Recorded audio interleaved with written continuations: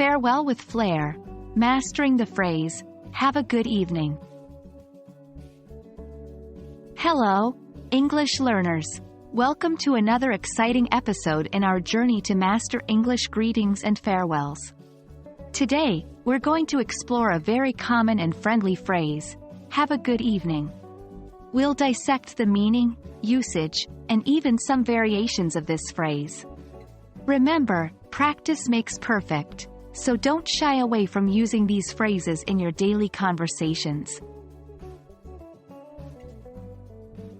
The phrase, have a good evening, is an informal farewell used when you're parting ways with someone in the late afternoon or evening.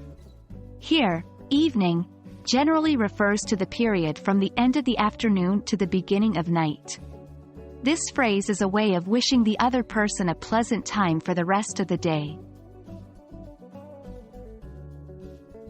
This phrase is used in both formal and informal contexts.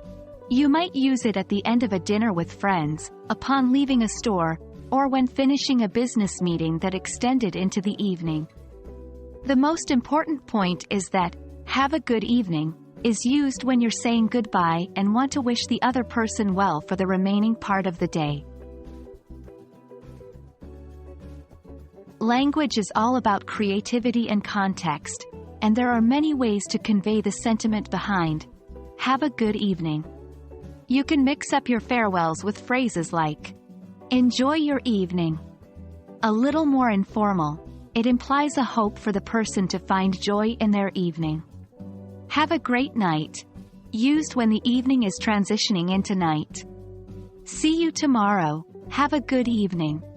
This is used when you expect to see the person the following day.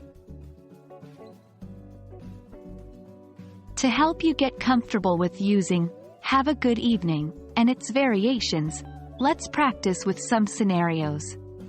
1. You're leaving a cafe after hanging out with a friend. What do you say?